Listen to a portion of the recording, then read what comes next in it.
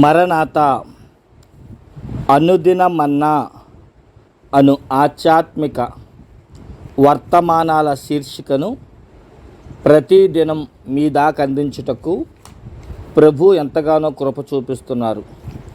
అందును బట్టి ఆ సృష్టికర్త అయిన దేవునికి మా హృదయపూర్వక వందనాలు తెలియజేస్తున్నాం. అంత మాత్రమే కాదు, మా అనుదినమన్నా ప్రేక్షకులైన వీక్షకులందరికీ యూట్యూబ్, ఫేస్బుక్, వాట్సాప్, ఇన్స్టాగ్రామ్ ద్వారా ప్రతిదినం ఉదయకాలమందే మీ దాకా అందించుటకు ప్రభు మాకు ఇస్తున్న అవకాశాన్ని బట్టి, అలాగే మీరు చూపిస్తున్న ప్రేరేపణ బట్టి, ప్రతిదినం వీక్షిస్తున్న అట్టి మా పట్ల మీరు చూపిస్తున్న అనురాగాన్ని బట్టి మా ప్రేక్షకులందరికీ హృదయపూర్వక వందనాలు. ఈరోజే మీరు ఈ వర్తమానం వింటూ ఉన్నప్పుడు లేదా నూతన వారైతే ఈ ఛానల్ని సబ్స్క్రైబ్ చేయండి. దాని ద్వారా మాకేదో వస్తుంది అని కాదు, కానీ సబ్స్క్రైబ్ చేయడం వల్ల అనేకులకు ఇంకా పంచడానికి మమ్మల్ని ప్రోత్సాహపరిచిన వారు అవుతారు. అలాగే లైక్ కొట్టడం వల్ల, షేర్ చేయడం వల్ల సువార్త పనిలో మీరు కూడా పాలుగవస్తులు అవుతారు. ఇంకా ప్రభువు మిమ్మల్ని ప్రేరేపిస్తే మీ అమూల్యమైన కానుకను కూడా దేవుడు మాకు ఇచ్చిన వీరమ్మగుంట, వసంతవాడ, ఈదులగుంట ఈ 3 సంఘాల యొక్క నిర్మాణాలు, రేకుల షెడ్డు అవి కొంత రిపేర్ సెక్షన్ ఉంది, వాటిని కూడా చేయడానికి ప్రభు కృప చూపించిన గాక. ఎవరిని బలవంతం కాదు, మా సువార్త ఉచితమే అనే విషయాన్ని గుర్తుపెట్టుకోండి. చాలా సంతోషం ప్రియులారా. రండి ఈ పూట దేవుని యొక్క వాక్యాన్ని విందాము. మనము మోషే సుఖోపవాసముల దినాల్లో ఉన్నాం. ఈరోజు 4వ దినం.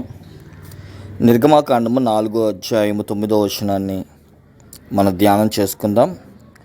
వారు ఈ రెండు సూచనలు బట్టి నమ్మక నీ మాట వినకపోయిన ఎడల నీవు కొంచెము ఏటి నీళ్లు తీసి ఎండిన నేల మీద పొయ్యవలెను. అప్పుడు నీవు ఏటిలో నుండి తీసిన నీళ్లు పొడి నేల మీద రక్తమగును. చదవబడిన వాక్యాన్ని మనం పరిశీలించిన వారమైతే 430 సంవత్సరాలు బానిసత్వంలో గడిపిన ఇశ్రాయేలీయుల యొక్క మొర దేవుడు విన్నాడు. వారి యొక్క కన్నీళ్లలో నుండి మోషే అనే కుమారుని దేవుడు పుట్టించి లేవనెత్తి 40 సంవత్సరాలు ఐగుప్తులో ఫరో యొక్క కుమార్తెడుగా, అంటే ఫరో యొక్క చెల్లెల కుమారుడుగా, ఎందుకంటే తన చెల్లెలకి పిల్లలు లేనప్పుడు నైలు నదిలో దొరికిన మోషేను తన కుమారుడిగా పెంచుకుంది. 40 సంవత్సరాలు సకల విద్యా ప్రావీణ్యం చేసింది. అయితే 40 సంవత్సరాల వయసు వచ్చిన తర్వాత మోషే తాను ఐగుప్తీయుడిని కాదని నేను ఇశ్రాయేలీయుడిని తెలుసుకొని ఒక ఐగుప్తుని చంపడం, ఆ విషయం ఫరోకు తెలియడం, తాను పారిపోయి ఇత్రో యొక్క మంద మేపుతూ చాలా దూరం పారిపోయి వారితో కలిసి 40 సంవత్సరాలు గడపడం, అక్కడే పెళ్లి చేసుకోవడం, సిఫోరా అనే కుమార్తె ఆ యొక్క తన భార్యగా చేసుకొని 2 పిల్లల కన్న తర్వాత ఇప్పుడు మోషే వయసు 80 సంవత్సరాలు వచ్చింది. దేవుడు మోషేని తిరిగి ఐగుప్తుకి పంపించాలనే ఆశతో ఇశ్రాయేలీయుల యొక్క మొర నేను విన్నానని ప్రతిదీ చెప్పినప్పుడు వారు నన్ను నమ్మరని నీ పేరేంటో చెప్పమని మొదటి పేరు అడుగుతాడు. నేను ఉన్నవాడును అనువాడును అని చెప్పమన్నప్పుడు అలా కాదు అని ఎంతో సునగడం, లేదంటే ఎన్నో తను వెళ్ళను అని చెప్పడానికి ఎన్నో సాకులు చెప్పడం మొదలుపెట్టాడు.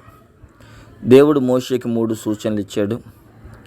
ఒకటి, కర్రను పాముగా చేయడం, ఆ యొక్క గుండె మీద చేయి పెట్టినప్పుడు కుష్టి వ్యాధిగా మారడం, 3వది ఏటిలో నీళ్లు రక్తంగా మారడం ఎండిన నేల మీద వేసినప్పుడు. తరువాత మోషే జీవితంలో ఫరోతో మాట్లాడినప్పుడు ఎన్నో సూచక్రియలు చేయాల్సి వస్తుంది. దాన్ని బైబిల్ గ్రంథం తెగుళ్ళు అని చెప్పింది.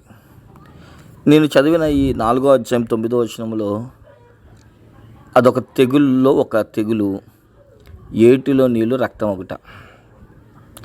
అందుకనే ఈ రోజు నుంచి నేను మోషే సుఖోపవాసాల్లో 10 తెగుళ్ళ యొక్క వివరణ ఇవ్వాలని నేను ఆశపడుతున్నాను.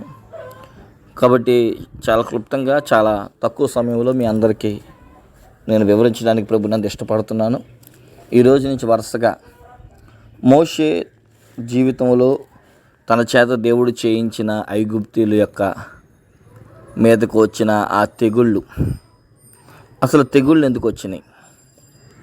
నిర్గమకాండం 12వ అధ్యాయం 12వ వచనంలో, నేను ఐగుప్తి దేవతల మీద తీర్పు తీర్చి ఉన్నాను లేదా తీర్చబోచున్నానని దేవుడే స్వయంగా తెలియజేశారు. అలాగే నిర్గమ 33:4లో కూడా దేవుడు తెలియజేసినట్లుగా మనం చూస్తున్నాం. అంటే ఒకటి, దేవుడు చేసే ప్రతి కార్యము వారి హృదయం యొక్క కాఠిన్యాన్ని బట్టి కార్యాలు తెగుళ్ళుగా మార్చబడ్డాయి.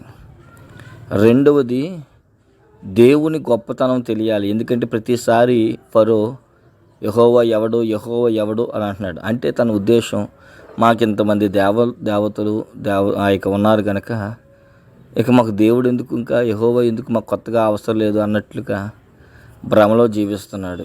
కాబట్టి ఈ 10 తెగుళ్ళలో 10 మంది దేవతలు ఉన్నారు.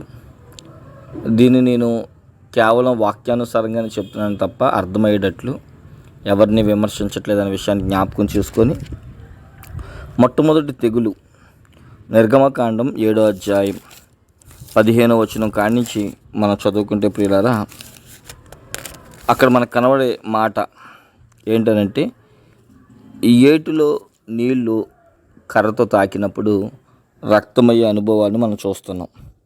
7వ అధ్యాయం 15వ వచనం కాడి నుంచి, ప్రొద్దున నీవు ఫరో యొద్దకు వెళ్ళుము, ఇదిగో అతడు ఏటి దగ్గరికి పోవును, నీవు అతను ఎదుర్కొనుటకు ఏటి ఒడ్డున నిలిచి పాముగా చేయబడిన కర్రను చేత పట్టుకొని అతను చూచి అరణ్యమున నన్ను సేవించుటకే నా ప్రజలను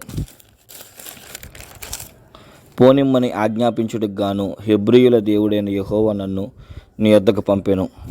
నీవు ఇదివరకు వినకపోతివి కాగా యెహోవా ఆజ్ఞ ఏదనగా, నేను యెహోవానని దీనిని బట్టి నీవు తెలుసుకుందువు. యెహోవా చెప్పుచున్నాడు, ఇదిగో నా చేతిలో ఉన్న ఈ కర్రతో నేను ఏటి నీటిని కొట్టెదను, అది రక్తముగా మార్చబడును. ఏటిలోని చేపలు చచ్చును, ఏరు కంపు కొట్టును, ఏటు నీళ్లు త్రాగుటకు ఐగుప్తులు అసహ్యపడుతురని చెప్పుకొనేను. మరియు యెహోవా మోషేతో ఇట్లా, నేను నీవు అహరోనుతోను నీ కర్ర పట్టుకొని ఐగుప్తి జలముల మీద, అనగా వారి నదుల మీద, వారి కాలువల మీద, వారి చెరువుల మీద, వారి నీటి గుంటల మీదను మీ చెయ్యి చాపము, అది రక్తమగును.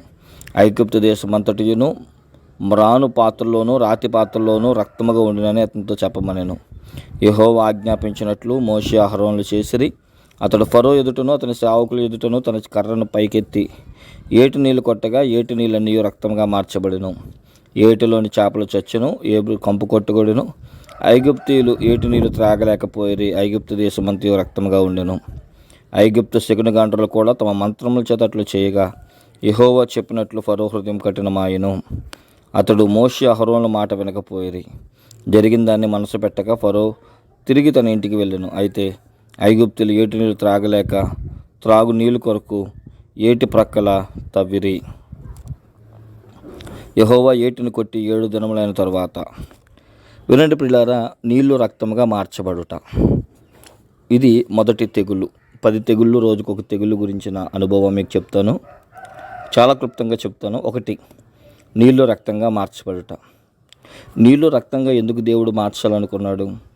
ఎందుకంటే ఐగుప్తీయులైన వారికి ఆ నది, అనగా నైలు నది చాలా ప్రత్యేకమైనది.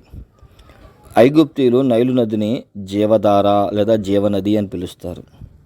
అంటే ఆ నీళ్లు పొంగితే, ఆ ఏటిలో నీళ్లు పొంగితే వాళ్ళ పొలాలన్నీ తడిచి విస్తారమైన పంట పండిద్ది.